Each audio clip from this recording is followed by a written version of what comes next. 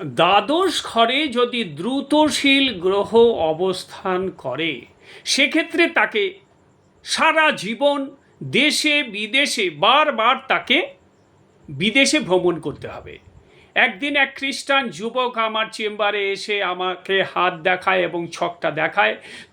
আমি তখন দেখতে পাই চন্দ্র রাহু দ্বারা দৃষ্ট, বুধ এবং চন্দ্র রাহু দ্বারা দৃষ্ট।